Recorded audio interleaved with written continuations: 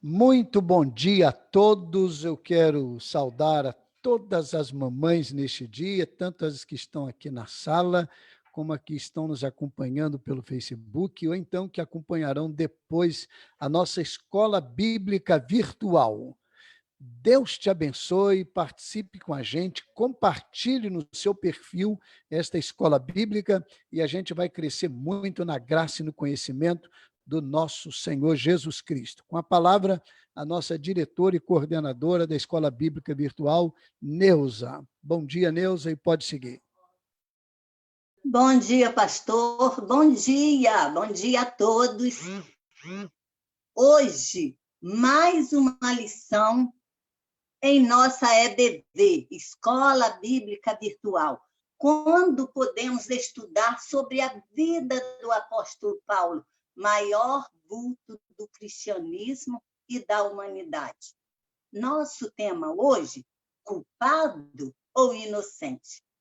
E então, veremos aqui nesse tema o que a teologia diz, o que é justificação, quais seus efeitos, que linguagem é essa à luz da Bíblia. Enfim, uma mensagem para a nossa reflexão e muito mais para a nossa vida prática, ok? Eu quero compartilhar com vocês um versículo da Palavra de Deus muito conhecido.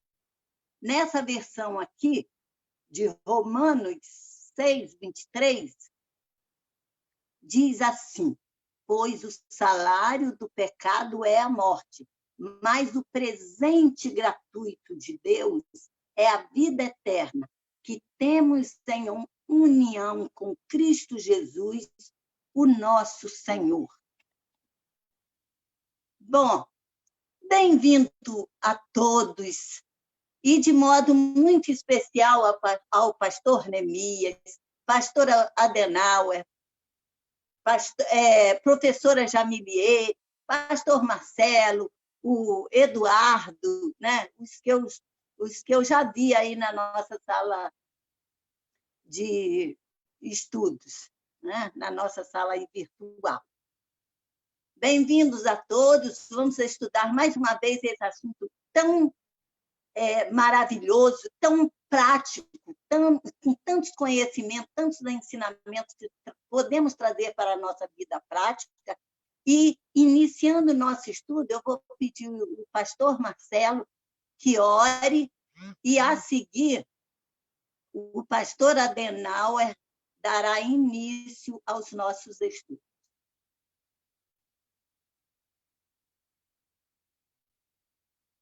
Só aqui liberar. Bondoso Deus, Pai eterno, obrigado pela oportunidade que temos de te adorar, de estudar a tua palavra, seja de forma presencial, seja de forma virtual, mas a palavra é a mesma, a tua influência em nossas vidas é a mesma. Abençoe os professores desta manhã, que possam levar de forma clara, de forma profunda, os ensinamentos que foi nos dado pelo teu apóstolo. Abençoe-nos todos nesse dia tão especial que é o Dia das Mães, que estamos em confinamento, distantes, mas unidos como igreja invisível de Cristo Jesus. Todos somos unidos em Cristo. Em nome de Cristo que nós oramos. Amém.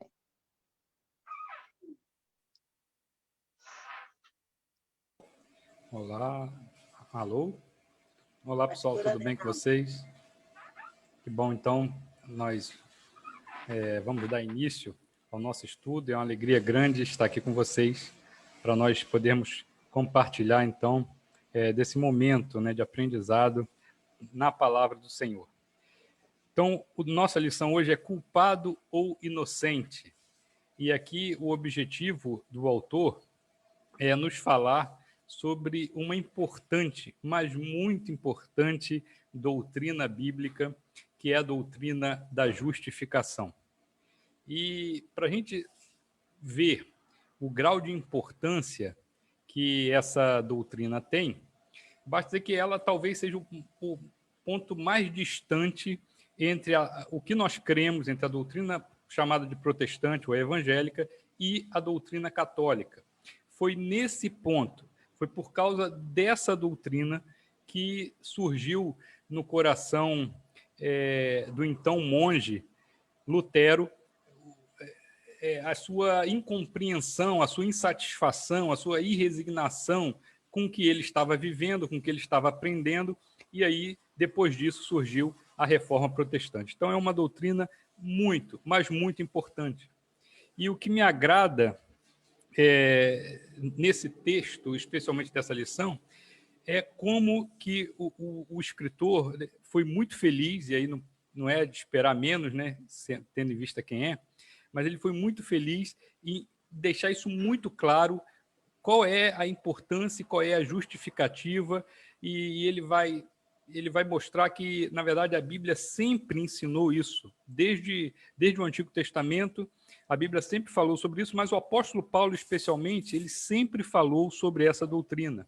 E mostra que o apóstolo Paulo, lá em Antioquia, em Atos, capítulo 13, ele já vai dizer sobre essa justificação, sobre como nós somos justificados. E é algo assim impressionante, porque ela mostra o que é humanamente uma contradição. E eu vou ler aqui para vocês, porque na própria carta de Paulo aos Romanos, que é onde tem uma base substancial dessa doutrina, ela nos informa o seguinte, que o homem pecou e, por causa disso, o homem está destituído da glória de Deus. Então, a condenação do homem é algo certo, é algo concreto. Veja bem, nós não podemos depender de nós não podemos depender de nossas ações, nós não podemos depender de nossos atos e nem dos nossos ritos. E essa é uma coisa muito importante da gente ter bem certo em nossa mente. Às vezes a gente, nós como evangélicos, temos essa ideia de que nós, por nossas ações pessoais, jamais conseguiremos pagar os nossos pecados. Ok, beleza. Mas a gente tem a ilusão de que através de rituais ou cerimônias, nós conseguimos fazer isso. A essas cerimônias, a Igreja Católica dá o nome de sacramento, e outras denominações também, porque conferem graça. Mas nós não podemos nos deixar iludir dessa forma, porque a palavra do Senhor ela é bastante clara. E eu vou ler um texto aqui, então, vou ler esse texto que está como um dos principais aqui da lição, que é Romanos 3, 21 a 24. Diz assim: mas agora, sem lei, a justiça de Deus se manifestou, sendo testemunhada pela lei e pelos profetas.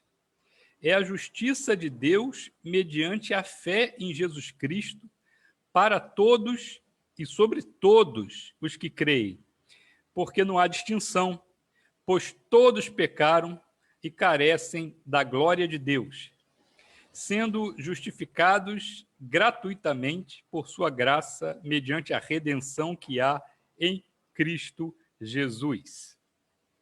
Então, veja, queridos, que se a gente tem a certeza, e a gente deve ter mesmo, de que nós, como pecadores, estamos condenados por causa dos pecados que cometemos, a questão que fica é como é que nós obteremos, então, o livramento desse pecado, dessa culpa? Como pode acontecer isso?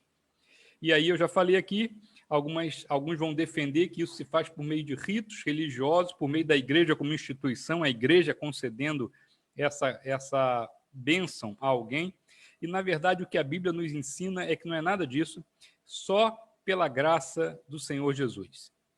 Há algum tempo, eu ouvi, queridos, uma pregação do pastor Hernandes Dias Lopes, onde ele estava falando do linguajar repetitivo do apóstolo Paulo, no sentido de frisar determinadas informações. Então, o apóstolo Paulo, quando ele queria frisar alguma coisa, ele era redundante, ele repetia aquela informação.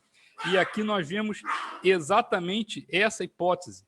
Veja que no versículo 21, já começa falando assim, olha, mas agora, sem lei, a justiça de Deus se manifestou. Então, a gente começa a ter já por isso aqui aquela ideia, olha, a justiça de Deus, para ela ter se manifestado sem lei, é porque ela não depende de nós, porque o nosso parâmetro seria a lei. Deus deu a lei para os judeus para que eles observassem essa lei e conseguissem, assim, chegar próximo ao centro da vontade do Senhor. Aí aqui fala que, olha, mas só que a justiça de Deus se manifestou sem lei, sem lei. Então já afasta qualquer possibilidade de que nós alcancemos determinada graça simplesmente pelo cumprimento da lei. Mas aí no versículo 25, no versículo 24, fala assim, sendo justificados gratuitamente. Olha só que coisa interessante. Então, a justificação, ela vem de forma gratuita e depois ele repete, por sua graça. Então, a graça já é algo que é gratuito realmente. Então, essa doutrina, ela é maravilhosa. Então, nós precisamos ser justificados. Tá, mas beleza, o que é ser justificado? E aí é que é uma questão importante. Há quem diga que ser justificado é ser tornado justo. E eu não creio exatamente dessa forma. Eu vou explicar por quê. Porque nós, infelizmente, não nos tornamos justos aqui. Continuamos sendo pecadores. Mas ser justificado é ser tido como justo. E aí sim, porque o Senhor Jesus, pela graça dele, pela atuação dele, porque ele pagou os nossos pecados, nós somos tidos agora como justos. Então, o melhor significado para o termo justificação é quando ele se contrapõe ao termo condenação. Ele é o oposto de condenação. Aquele que é justificado é, portanto, aquele que é absolvido. Aquele que é absolvido. Aquele que é declarado inocente. Veja bem que coisa interessante. Então, Deus, por sua obra, por seu planejamento redentor, ele pega pessoas falhas, pessoas caídas, pessoas que estão longe dele, pessoas que a palavra diz que são inimigas dele, e pela atuação dele agora, ele declara inocente. Olha só que coisa interessante. E faz isso sem ferir a sua justiça, porque o Senhor é perfeito, e ele jamais poderia ferir qualquer um de seus atributos, e um dos seus atributos é justamente a justiça. Então, Deus conseguiu, por meio do seu plano salvífico, nos declarar absolvidos, nos declarar inocentes, nos declarar justificados, mesmo que o nosso pecado não tenha sido passado despercebido, mesmo que o nosso pecado receba, como tem que receber realmente, a real punição, o real castigo, e ainda que esse castigo não tenha ocorrido sobre nossas vidas. Deus não deixou de ser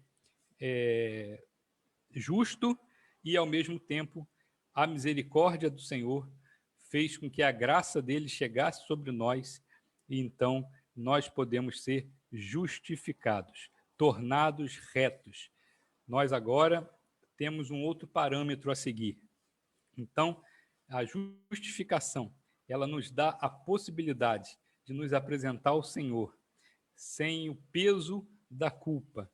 Ela nos dá a condição de dedicar ao Senhor o nosso viver, a nossa vida, para que nós possamos honrá-lo, possamos glorificá-lo, que tudo aquilo que nós agimos de forma errada, antes de ter acesso, antes de conhecer essa salvação, de receber a justificação do Senhor, nós agora podemos recomeçar, podemos fazer novamente, e eu creio que assim nós seremos muito abençoados pelo Senhor se decidirmos agir dessa forma.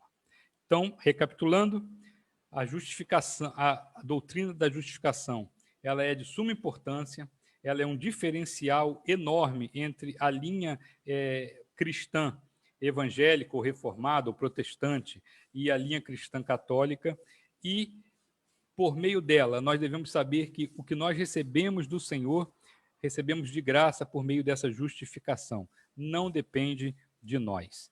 E aí eu vou conforme a orientação então do pastor Neemias, antes de passar a palavra, abrir palavra para que os irmãos quiserem fazer perguntas.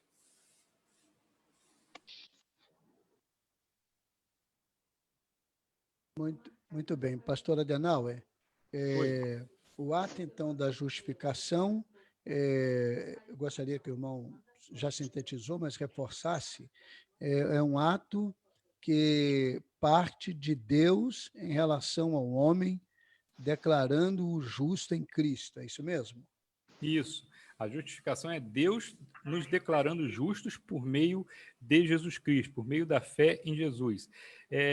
E alguns falam, é uma linguagem muito próxima da linguagem judicial, uma declaração de inocência. Sim, o apóstolo Paulo usa exatamente esse tipo de linguagem, é uma linguagem jurídica, judicial. É Deus fazendo um ato declaratório, onde ele declara que nós somos justificados, absolvidos por meio da pessoa de Jesus Cristo. Muito bem.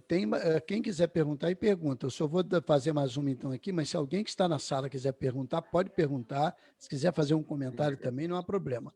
Pastor Adenauer, então ajuda a gente aqui, até porque o irmão também é da área jurídica. Uma pessoa que cometeu um crime, ela então passa por todo aquele processo de ali jurídico e chega um momento que ela, sendo condenada ou não, depois de todo o processo já andado, né, usando uma linguagem popular, ela é declarada inocente.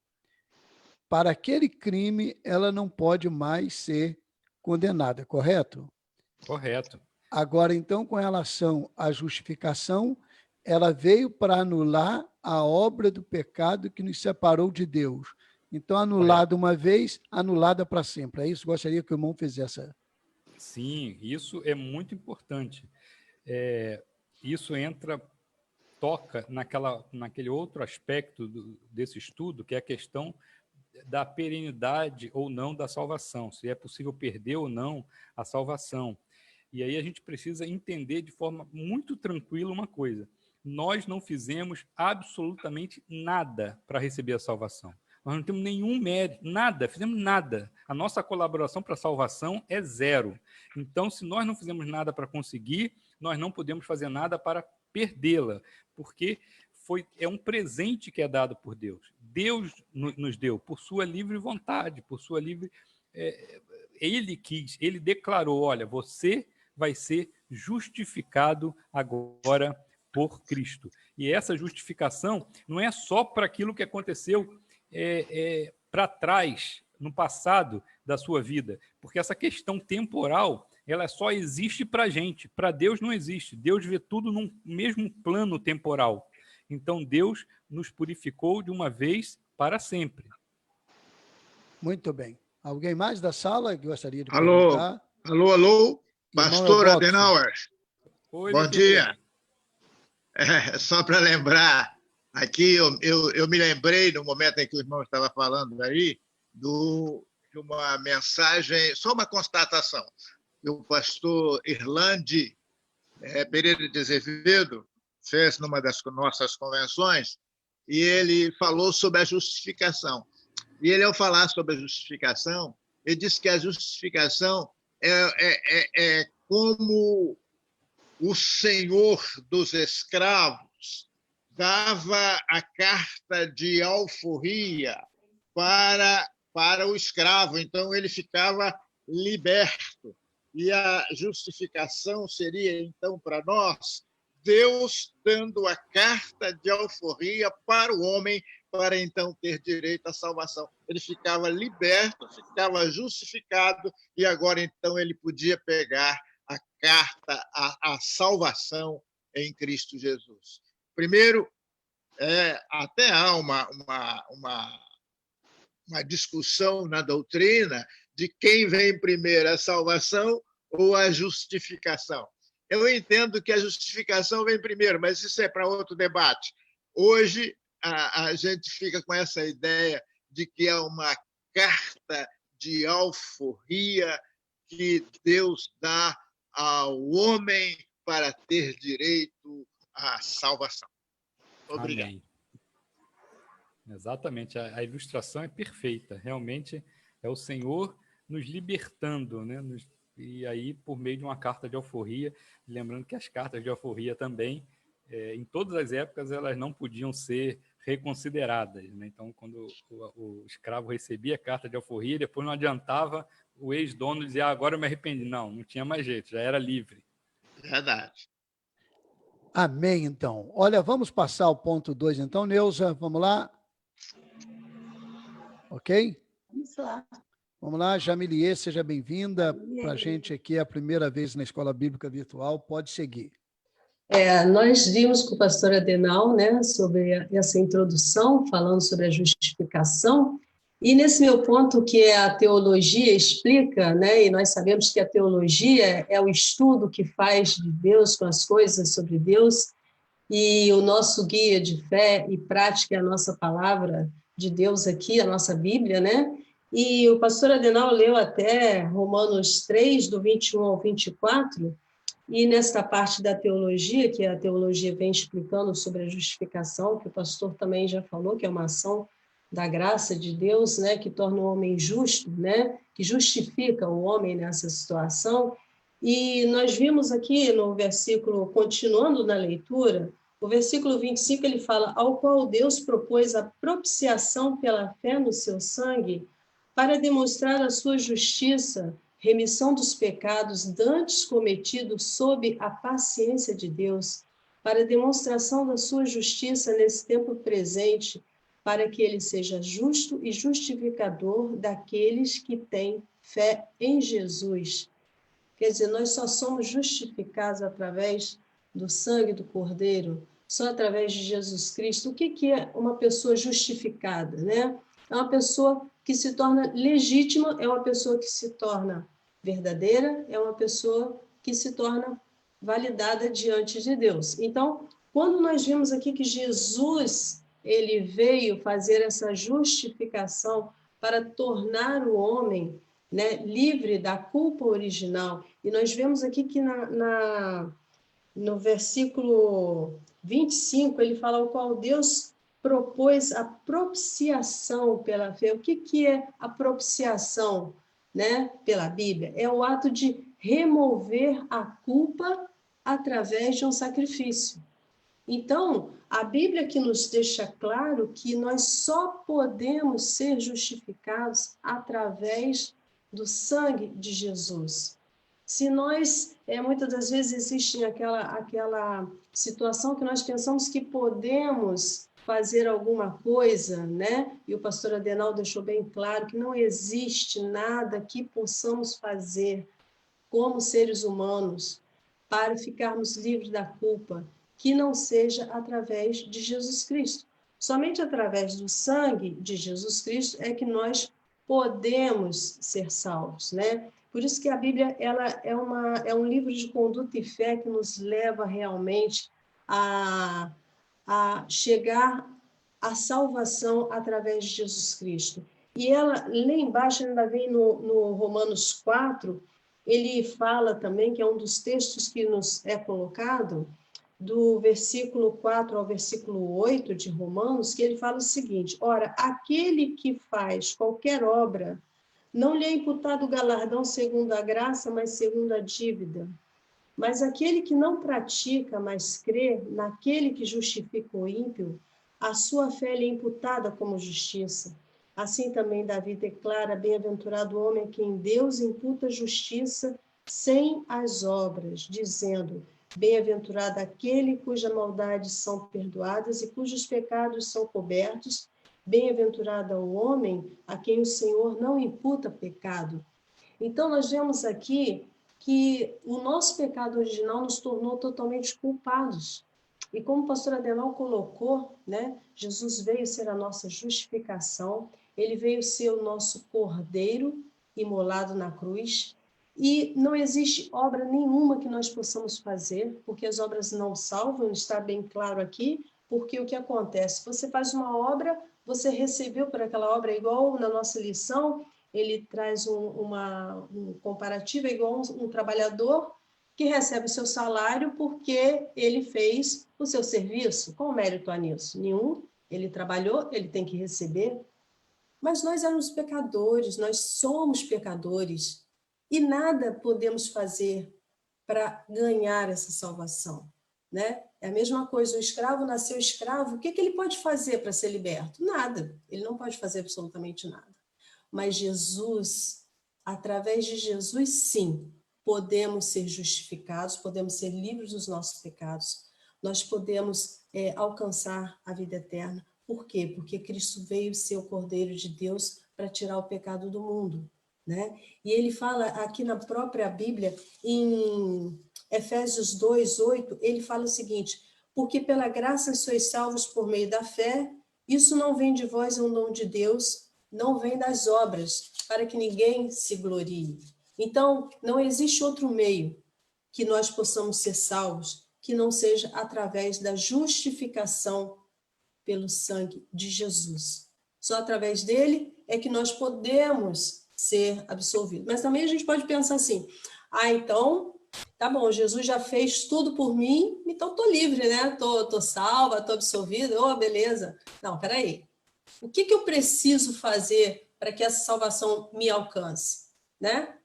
Eu preciso o quê? Aceitar esse sacrifício, porque a Bíblia que fala em Romanos, como nós já lemos, que fala assim: sendo justificados gratuitamente pela graça, pela redenção de Deus que há em Cristo Jesus, né? Que nós precisamos o quê? Para a demonstração da sua justiça nesse tempo presente, para que ele seja justo ao justificar daqueles que têm fé em Jesus. Então, primeiro eu preciso aceitar essa fé, eu tenho que ter fé para aceitar Jesus como o sacrifício que ele fez por mim. Então, a partir desse momento que eu aceito esse sacrifício, eu posso ser justificado.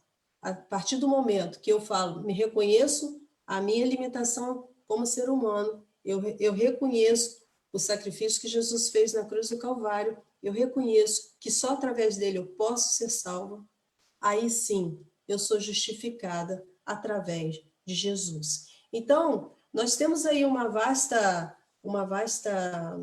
colocação na Bíblia sobre a justificação, e nós podemos ver que um pecador, ele vai ser sempre culpado, mas pela misericórdia, Deus nos olha através de Jesus, né? A partir do momento que Jesus veio ser o nosso justificador, ele nos coloca, através de Cristo, ele nos justifica. Então, temos aí algumas outras considerações a serem feitas, mas nós temos o nosso tempo aí para passarmos. Então, eu quero deixar com vocês o seguinte: Deus perdoa os pecados de quem crê em Jesus, né? Mas para isso, nós realmente precisamos estar no centro da vontade de Deus. Vivo não mais eu, mas Cristo vive em mim. Então, só assim nós vamos ser justificados diante de Deus, aceitando esse sacrifício pela fé que Jesus fez na cruz do Calvário. E aí eu passo a palavra aí ao pastor, eu pergunto: alguém tem alguma dúvida sobre a justificação? A teologia explicou? Eu gostaria de fazer primeiramente, a irmã e o pastor Adenauer colocaram muito bem esses conceitos, né? O conceito bíblico de justificação, mas eu queria colocar também o seguinte: quando nós somos justificados, não somos justificados pelas nossas obras, mas a partir do momento que temos a Jesus Cristo como Senhor e Salvador, justificados em Cristo Jesus, as nossas obras demonstram isso. Ou seja, como é que nós podemos mostrar que somos cristãos? A partir do que eu faço, a partir do que eu falo, a partir do que eu demonstro, né? Então, isso é fundamental. Não existe uma barganha com Deus. Eu não vou barganhar com Deus. Eu vou aceitar Jesus e, a partir daí, toda a minha vida, meu caminhar vai ser com Jesus, me modificando. E as obras vão mostrar que eu fui justificado. Se essas obras não demonstram que eu fui justificado, aí surge uma pergunta: eu tenho Jesus no meu coração? Ou seja, pelas obras vemos quem somos. Se as minhas obras não demonstram aquilo que eu professo com a minha boca, é a grande pergunta: eu sou realmente um cristão? Eu aceitei realmente Jesus? Ou foi só um argumento retórico, uma postura retórica? Então, pelas minhas obras, eu demonstro que fui justificado em Cristo Jesus. Sim. Bem colocado, pastor, e nós vemos o seguinte também, porque a fé sem as obras, ela é morta. Morta. Né? Aquele que está em Cristo, nova criatura é. Então, nós temos que realmente mostrar, se nós somos lavados, remidos pelo sangue do Cordeiro, nós temos que ser a luz que ilumina e o sal que contagia o ambiente. Então, as nossas obras têm que demonstrar realmente a nossa mudança realmente de vida. E né? essa é a Nós grande não questão podemos, da igreja. Nós só não podemos confundir, né? Porque muitas das vezes, até no nosso meio cristão, nós perguntamos às pessoas assim, por que Deus deveria deixar você entrar no céu? Se você morresse uma vez, eu fiz um curso sobre evangelismo explosivo, e ele fez a seguinte pergunta, por que eu deixaria que você entrar no meu céu? E muitos crentes acham que é porque fazem coisas boas, porque vão à igreja, porque entregam dízimo, né? Isso é consequência da mudança de vida que Jesus fez no seu coração a partir do momento que você ganhou a salvação. Ele não pode ser o ponto principal. O que nos vai levar até a nossa salvação é aceitarmos o sacrifício que Jesus fez na cruz do Calvário, é sermos justificados pelo sangue. Então, foi muito bem a colocação, porque realmente, para não ficar nenhuma dúvida, né, nós temos que fazer as obras por sermos umas pessoas remidas e lavadas pelo sangue de Jesus, e não ao contrário. Jamilie, você falou no finalzinho da sua abordagem, mas eu gostaria que você reforçasse. Pastor Isaltino, que é o escritor desta lição, com quem eu travei uma amizade assim, agradável, muito honrosa para mim, uma pessoa maravilhosa, ele destacou um resumo. Justificação pode ser resumida numa frase: Deus perdoa os pecados de quem crê em Jesus Cristo. Você já falou isso, mas eu gostaria que você reforçasse objetivamente isso aí. É verdade, pastor. O que acontece, né? Quando ele coloca essa frase que nós vemos em Romanos, né? Romanos 4, de 5 a 8, que ele fala, né? Cujos pecados são cobertos. A partir do momento que realmente nós aceitamos esse sacrifício de Jesus como nosso Cordeiro vivo, não é possível ninguém, eu acredito que aqui quando ele colocou, Deus perdoa os pecados de quem crê em Jesus, porque quando nós cremos nesse sacrifício que Jesus fez, nós temos uma mudança de vida. E aí, nós nunca mais somos as mesmas pessoas, nós nunca mais praticamos as mesmas coisas, nós sempre estamos preocupados em fazer o que Deus quer, a gente está sempre preocupado em saber o que Deus quer da nossa vida e não do que o homem quer da nossa vida.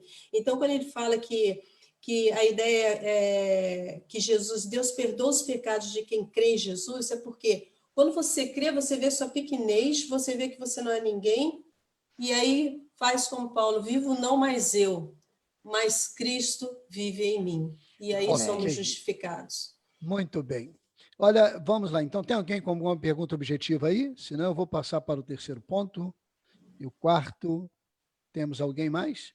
Olha aqui, então vamos lá, já vimos aí esses dois primeiros pontos, eu vou sintetizar o ponto 3 e o 4. O 3 diz um juiz, um tribunal e um réu.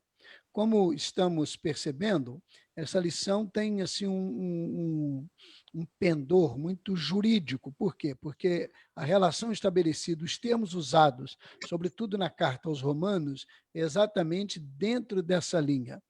E aí a gente vê, nesse contexto de quem desobedeceu a uma lei, a um comando, quem ordenou, quem providenciou a solução para o resgate dessa pessoa que desobedeceu, todo esse pano de fundo sugere que há um juiz, há um tribunal e há um réu.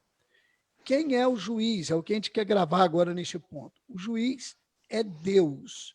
Deus é o juiz. Salmo 7:11, por exemplo, diz assim: Deus é justo juiz, Deus que sente indignação todos os dias.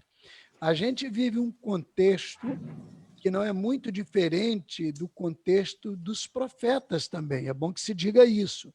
Há muita gente que às vezes pensa que é algo muito novo. Mas esse contexto hoje nosso, sobretudo brasileiro, faz a gente refletir um pouco mais. Do juiz como alguém que não pratica os atos com lisura, com imparcialidade. A gente pode perder um pouquinho a noção dessa verdade bíblica e, a partir dessa realidade humana, pensar que o mesmo acontece com Deus. Não. Deus é justo juiz. É uma espécie de redundância, nem precisava, mas reforça. Ele é um juiz que não, ele é o juiz que não age com parcialidade. Então, esse é o juiz. O tribunal também se volta para uma figura jurídica, e esse tribunal é um tribunal em que todos compareceremos diante dele, diz Paulo escrevendo aos Coríntios, capítulo 5, verso 10, a segunda carta de Coríntios. Eu tenho dito o seguinte, aqui entre nós, a gente conhece o tribunal, que faz parte lá da processualística jurídica para os julgamentos. A gente tem também, por exemplo, na área política, o Tribunal de Contas do Estado, o Tribunal de Contas da União, e eu costumo, pegando essa ideia, brincar um pouquinho. Há também, tem o TCE, né, que é Tribunal de Contas do Estado, o TCU, Tribunal de Contas da União. Os políticos ficam, não é, de cabelo em pé e de certa forma, alguns usam de recursos não muito éticos para ludibriar isso tudo, e há uma série de envolvimentos que machucam a terra, a nação, em virtude da falta de lisura nesses processos. Mas há um tribunal que eu chamo de ou TCC, ou pode ser também TCE, mas com outro sentido, Tribunal de Contas Celestial, ou então Tribunal de Contas Espiritual. E aí não há como, mas não há mesmo. O juiz é justo, nós já vimos Deus, e diante desse tribunal não há como o ser humano tentar qualquer forma que mascare a sua vida, porque a Bíblia diz que todas as coisas estão nuas e patentes diante de Deus, aquele com quem nós havemos de tratar. Então, o tribunal, o juiz, até agora, tudo com toda lisura. E há um réu. Quem é o réu? O réu somos todos nós. Romanos 3:23, porque todos pecaram, todos. Hoje é o dia das mães, as mães são uma figura assim extraordinária, quem a tem celebra em vida, quem não tem, como é o meu caso e de outros, na memória. E há um provérbio judaico que dizia mais ou menos assim: Deus, não podendo estar em todos os lugares, criou as mães. Logicamente que é um provérbio que a gente não concorda, mas é um provérbio existente entre os judeus. A figura da mãe, então, como alguém quase que onipresente, pessoa perfeita, a gente vê e a gente não vê defeitos, e tem que ser assim mesmo nessa relação humana. Mas as mães também pecaram, o pastor também pecou, o padre também pecou, o papa também pecou. Não há ninguém na terra que não seja réu.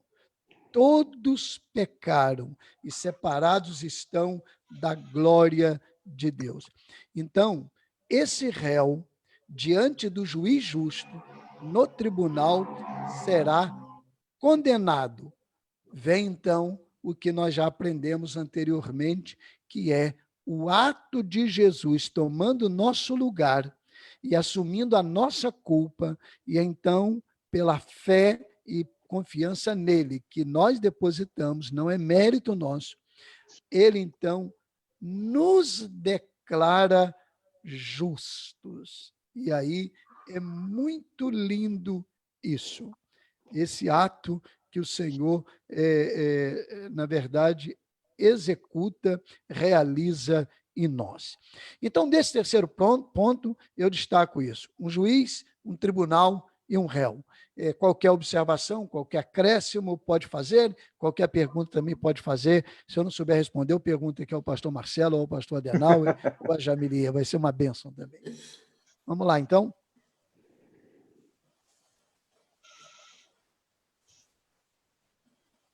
Alguém quer abordar? Pode ir lá. Olha, eu tinha um professor, isso é antigo também, né? Todo mundo diz isso, mas ele dizia isso mesmo, que quando ninguém pergunta nada, das duas umas, ou entendeu tudo ou não entendeu nada. Não entendeu nada, é o Espero que Brodus. vocês tenham entendido tudo. Tá bom?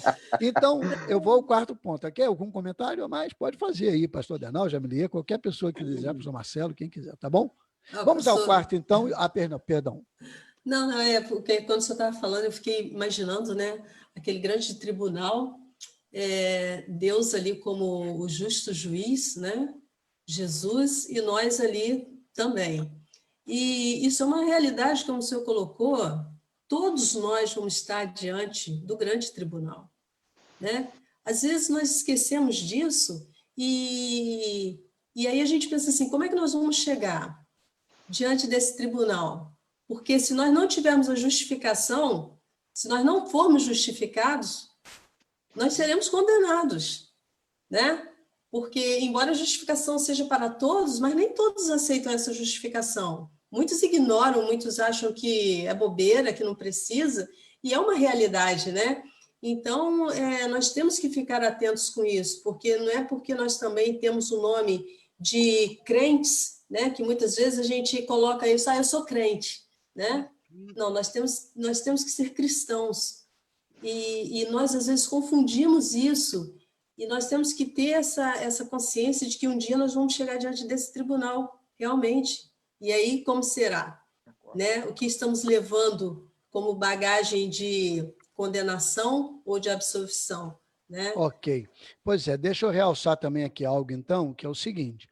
É uma figura que Paulo usa, e todos nós compareceremos, mas não haverá condenação naquele tribunal para quem está em Cristo Jesus. Uma linguagem que o pastor Russell Shedd usou certa vez foi a de ali ser o momento da revelação, mas também não significa que todos tomarão conhecimento sobre todos, mas será um momento de revelação.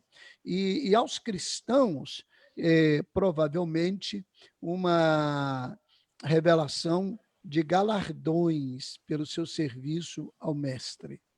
É uma doutrina muito difícil no Novo Testamento, porque não há muita clareza sobre ela, mas o consenso, pastor Sayão recentemente falou sobre isso também, é que eu não vou poder ter o mesmo galardão que teve um cristão que esteve no fronte de batalha e ele foi colocado à prova a ponto de morrer queimado em praça pública e ali confrontado, e não negou a fé em Jesus. Então o tribunal, ninguém vai para esse tribunal na dúvida, a obra é feita aqui agora por Jesus Cristo. Só realçando isso aí, ok? É a justificação. Eu não sei se a gente tem tempo ainda, ou a gente vai para o próximo ponto já, pastor. Pode fazer a abordagem nesse, pode fazer, pastor. Primeiramente, quero parabenizar todos os professores, né? Eu sou meio suspeito, eu vejo muito a Igreja do Braga como vanguarda, não só em Cabo Frio, mas em muitos espaços evangélicos, né? E quando nós falamos em justificação, a gente não pode esquecer de uma coisa. Não é só da aparência dos meus atos ou de um ato que eu levantei a mão aceitando Jesus como Senhor. A justificação engloba todo o ser. Então, quando foi abordada a questão da culpa, tem um livro muito interessante de um psicanalista suíço e crente, Culpa e Graça, de Paul Tournier, e que ele aborda que muitas pessoas hoje estão enfermas por causa de culpas. Por causa de culpas que estão em seu interior e não têm consciência até dessas culpas. Jesus, quando nos justifica, justifica o homem por inteiro. Começando a limpar, inclusive, aquelas lembranças, aqueles traumas que nós não sabemos que temos, ele vai nos libertando. Então, um princípio, eu gosto muito de Romanos 5:1, justificado, pois, mediante a fé, tenhamos paz com Deus, e ter paz com Deus e ter paz consigo mesmo também, por meio do nosso Senhor Jesus Cristo. Então, é importante entendermos isso. Jesus, ele vai mudar todo o nosso ser, como nós pensamos, as nossas emoções mais primitivas e os nossos sentimentos mais nobres. Muito bem, pastor Marcelo. Então, vamos ao quarto ponto. Obrigado, querido. Quais são os efeitos da justificação? Nós vimos desde a introdução, depois os pontos anteriores com o pastor Adenal e a professora Jamilier, e agora comigo no terceiro ponto e para o quarto agora, a fundamentação, o que é a justificação, como que ela se processa, quem está envolvido nesse processo. Agora, quais são os efeitos? Para a gente abordar um pouquinho os efeitos, que eu vou fazer bem objetivamente, para depois concluirmos com o pastor Adenauer, eu quero lembrar o seguinte: a salvação, como vista, segundo a gente entende pela Bíblia, inclusive na nossa declaração doutrinária, tem 4 etapas. Então, a primeira etapa, e o irmão Eudoxo, eu acho que ele não está mais em nossa aula, mas ele esteve aqui, abordou, está sim, está, o Eudoxo está com a Lunar, sim, aí sim, é porque estava sem câmera. Ele abordou muito bem. Essas 4 etapas da salvação são as seguintes: regeneração, justificação, santificação e glorificação. Então, essas são as 4 etapas. A regeneração e a justificação são aqueles pontos que a gente não sabe. Quem que chegou primeiro? Eu costumo ter a seguinte ideia, eu gosto para mim, as duas chegaram juntinhas ali. Foi decidida com aquele recurso lá de câmera muito apropriada, de última geração, que nenhum humano tem, só Deus tem, é Ele que sabe lá, a gente não sabe ainda. A regeneração, que é o nascer de novo, a justificação, que é a declaração que está, a condenação não existe. Aí vem a santificação. Na santificação é um processo. As 2 últimas é um ato da parte de Deus, são atos da parte de Deus. Agora, a santificação é um processo. Não é o homem que produz a santificação, mas ele participa na santificação, como não participou na regeneração e nem participou na justificação. E nem vai participar na glorificação, a não ser receber. É um ato que Deus também vai promovê-lo. A santificação não. Há por parte do homem um desejo, uma necessidade de esforçar. Não é para ter a salvação, mas para obedecer os ensinos de Jesus. E aí entra como que essa justificação, como que essa realidade prática da vida vai se confirmar na vida daquele que é justificado. Em quanto tempo isso vai acontecer? Não sabemos. Não temos. Cada cristão vai experimentar de uma maneira ou outra. E, às vezes, há cristãos que levam durante muito tempo ainda dores de suas inclinações, de seus pecados, de suas mazelas, ou feitas no passado, ou até mesmo em deslizes presentes. A pastora Adenal pontuou muito bem a questão da atemporalidade em Deus, que a justificação serve tanto para o que está antes ou depois. Eu vou pegar aqui o celular, tentar ilustrar. Então, aqui está o antes. Ela alcançou aqui todo o passado, mas também todo o futuro. Então, eu estou aqui no presente, eu conheço a realidade presente, a justificação me alcançou, eliminando o passado, mas também me garantindo no futuro. E aí essa santificação é um processo que pode ser penoso para alguns, menos penoso para outros, e para alguns até mais leve. Eu conheço pessoas que, às vezes, têm dificuldades para deixar alguns vícios que prejudicam a sua vida. Outras deixam instantaneamente. Então, a gente não pode, com esta manifestação da obra material, carnal, dizer se a pessoa alcançou ou não a justificação. É o tempo de Deus na vida dela e o tempo em que ela vai crescer diante do Senhor. E aí, o primeiro efeito é libertar dessa condenação. Já falamos. Segundo, pastor Marcelo, inclusive, enfatizou ali, é dar paz no coração, é dar paz à alma. Não é? Romanos 5:1, como ele lembrou, sendo, pois, justificados com Deus, temos paz por nosso Senhor Jesus Cristo. Então, a paz toma conta da vida da pessoa, passa a ser um legado que a pessoa desfruta permanentemente. Então, não importa se ela chegou ao seu trabalho numa segunda de manhã, ou então numa sexta, no finalzinho do expediente, e alguém diz para ela, olha, a empresa está passando por uma dificuldade e nós vamos ter que despedir você, por favor, passe lá no RH e você tem que assinar um papel. E aquilo vai desmontar a programação de um chefe de casa, de uma pessoa que dependia do trabalho, ela vai ter que se reprogramar, mas ela vai ter aquela tempestade por fora, mas terá uma paz por dentro. Se ela não tiver paz totalmente por dentro, o espírito vai trabalhando pouco a pouco, porque a justificação vai dando isso a ela. A pessoa pode experimentar uma pandemia, como estamos experimentando agora, e ter paz no coração, mesmo sabendo que do lado de fora toda a preocupação, toda a luta. O terceiro é produzir em nós o desejo de santificação, que eu dei uma fundamentada. É um processo que começa no dia em que a pessoa nasceu de novo e vai até o dia que Jesus nos chama. E aí eu quero realçar que é possível um cristão justificado, salvo, transformado, cometer erros e ele sentir-se triste. Como dizia um hino antigo, ele falava mais ou menos assim, dê um sorriso só, sorriso alegre, sorriso aberto, cheio de amor. Quem tem Jesus gosta de cantar, está sempre sorrindo, mesmo quando não dá. Tropeça aqui, cai acolá, mas de novo levanta e começa a cantar.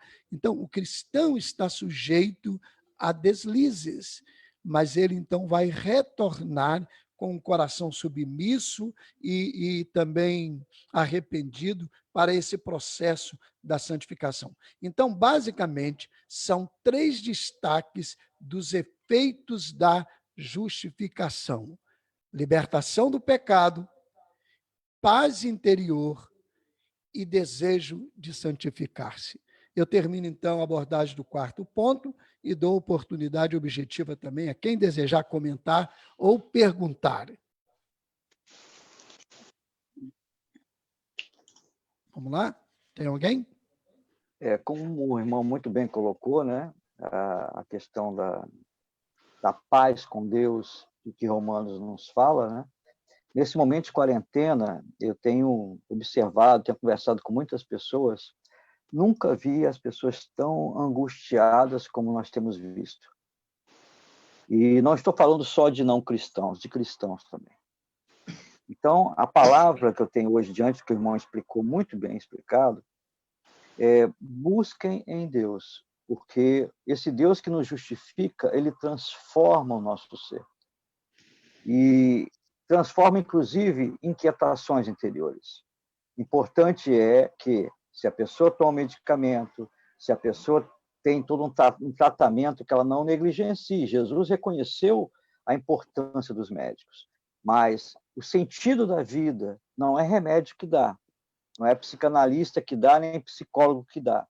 O sentido da vida, quem dá é Jesus. E quem pode nos libertar das culpas, conscientes ou inconscientes, é Jesus Cristo. Amém, amém.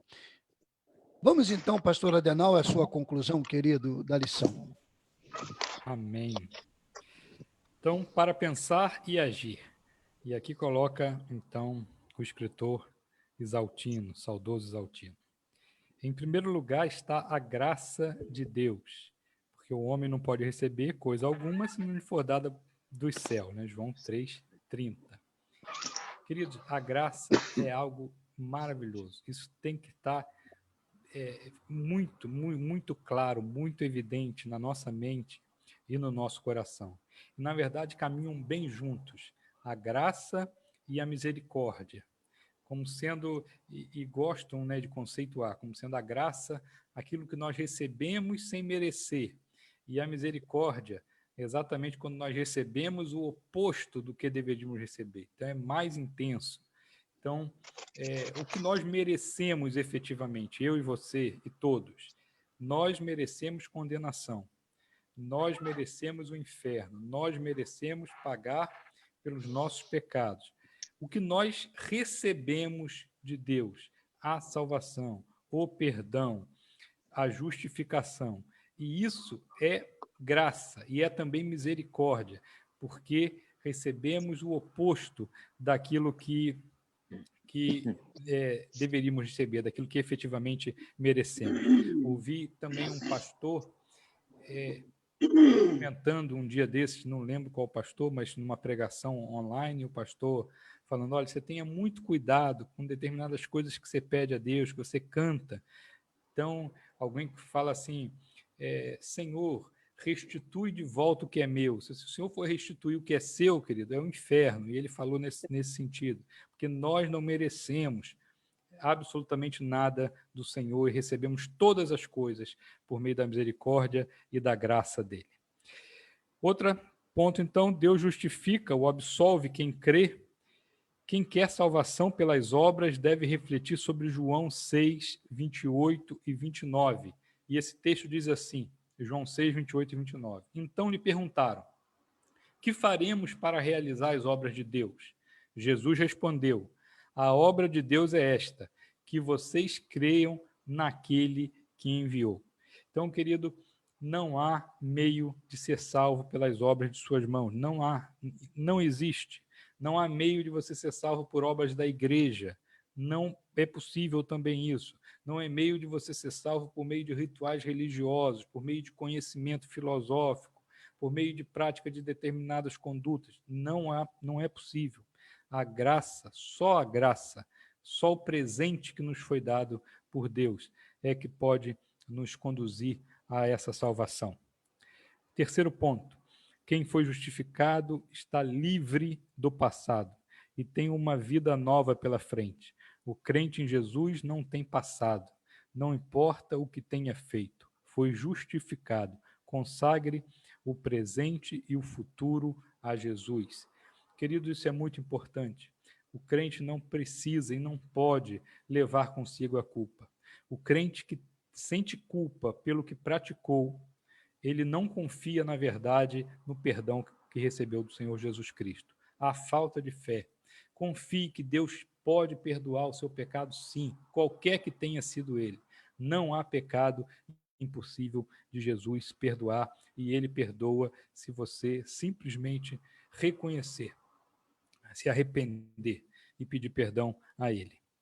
E diz aqui ainda, consagre o seu presente e o seu futuro a Deus. É o tempo que nós temos, na verdade, é o presente, queridos. Nós só temos o agora. O momento que nós temos é esse que nós estamos vivendo. E devemos focar para que o vivamos da melhor forma possível. O passado não nos pertence mais, já gastamos, já foi. E o futuro pertence exclusivamente a Deus. Não sabemos qual o futuro, quanto de futuro ele tem destinado para cada um de nós. Então, o nosso tempo é o agora e vamos viver da melhor forma possível para honrar e para glorificar o nosso Senhor. Amém. Amém, que lindo. Eu me lembrei de um hino, pastor Adenauer, que antigamente cantava, meu pecado, sim, expiou na cruz, era o estribilho, e por graça sem igual, salvou-me meu Jesus. Então, a gente termina esta lição e eu quero agradecer a todos que participaram, a nossa coordenadora que vai fazer o fechamento, a todos que participaram no Facebook desta Escola Bíblica Virtual, que é uma bênção para nós, estamos aprendendo muito. Muito obrigado a todos que acompanharam no Facebook. Compartilhem seu perfil, porque ela fica lá e mais pessoas podem ser alcançadas com esta aula maravilhosa que tivemos, a partir dos dois, sobretudo, né? Jamilier e o pastor Adenauer, que foram bênçãos tremendas, e a participação de todos aqui. Obrigado, Eduardo, pela presença com a gente na própria sala. Que honra, que alegria. Felipe também, que alegria. Deus te abençoe. Estou fazendo esse destaque pelo fato de ser a primeira vez em nossa escola bíblica virtual, Eduardo, e foi uma alegria muito grande. Pode estar com a gente. Se quiser fazer também alguma saudação, pode fazer, Eduardo. Eu quero fazer só um agradecimento, pastor. E a alegria é minha, né, de poder participar e poder aprender, né, com tantas pessoas abençoadas, tá? Amém. Obrigado. Vamos lá, então. Neuza, um abraço, e a nossa coordenadora, por favor, pode encerrar. Amém. Que lição. Creio que fomos grandemente abençoados, né? Que todos os conhecimentos que foram explanados, baseados na palavra de Deus, a nossa regra, né, de fé, sirva não somente para a nossa reflexão, mas principalmente para a nossa vida prática. Como o próprio apóstolo Paulo disse, né? Não mais eu, mas Cristo vive em mim. Que o nosso viver diário venha confirmar, venha ratificar tudo isso, todos esses ensinamentos que recebemos hoje. Um abraço a todos, e vou pedir ao irmão Eudóxio que encerre nossa EBD. Ok?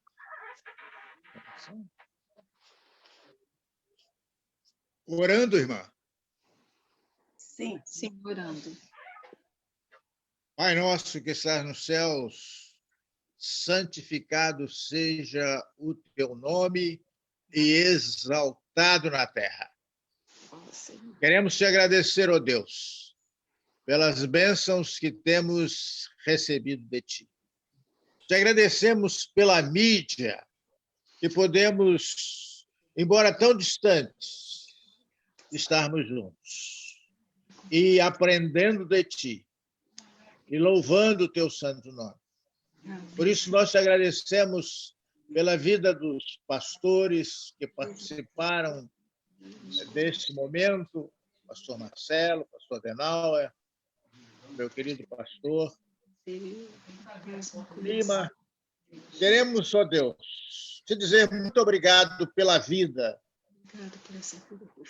e pedimos que a tua companhia esteja conosco, para que possamos atravessar esse momento difícil das nossas vidas, para que a sua igreja possa retomar a sua missão presencial, que possamos, de forma indelével, pregar a tua palavra, demonstrar com as nossas vidas o teu evangelho aqui na terra. Nós fazemos esta oração ao tempo que pedimos que abençoe toda a nossa igreja, toda a família do Braga. Que tu esteja abençoando os cristãos na face da terra. Em nome de Jesus. Amém.